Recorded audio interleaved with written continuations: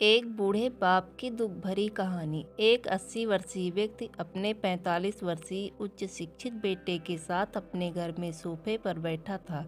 अचानक उनकी खिड़की पर एक कौवा बैठ गया। पिता ने अपने बेटे से पूछा, ये क्या है? बेटे ने जवाब दिया, यह एक कौवा है। कुछ मिनटों के बाद पिता ने अपने बेटे से चौथी बार पूछा, ये क्या है? इस बार बेटा अपने पिता पर चिल्लाया, आप मुझसे बार बार एक ही सवाल क्यों पूछते रहते हैं? हालांकि आपको कई बार बता चुका हूँ कि ये एक कौवा है, क्या आप इससे समझ नहीं पा रहे हैं? थोड़ी देर बाद पिता अपने कमरे में गए और एक पुरानी डायरी लेकर वापस आए, जिसे उन्होंने अपने बेटे के जन्म के बाद से बनाया था। एक पेज खोलने पर उन्हें अपने बेटे को उस पेज को पढ़ने के लिए कहा। जब बेटे ने इसे पढ़ा तो निम्नलिखित शब्द डायरी में लिखे गए थे, आज मेरा 3 साल का छोटा बेटा सोफे पर मेरे साथ बैठा था और उसने मुझे 23 बार फिर से वही सवाल पूछा।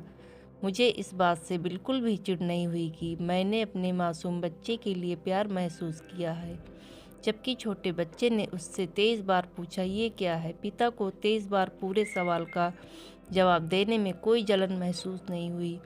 और आज जब पिता ने अपने बेटे से सिर्फ 4 बार यही सवाल पूछा तो बेटे को चिढ़ और गुस्सा महसूस हुआ। इसे पढ़कर उसके बेटे को अपने किए गए व्यवहार का पता चल गया था, जिससे चलते हुआ अब मन ही मन बहुत ही शर्मिंदा हो रहा था। शायद उसे अब किए गए अपने बूढ़े पिता के व्यवहार का पता चल गया था। इसलिए यदि आपके माता पिता जब बुढ़ापे में होते हैं तो उन्हें ना तो पीछे छोड़ें और ना ही उन्हें एक बोझ के रूप में देखें।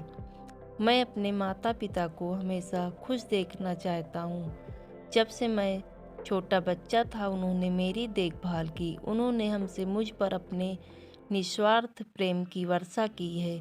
तो आप सभी इस कहानी को पढ़ने के बाद सीख जरूर मिली होगी।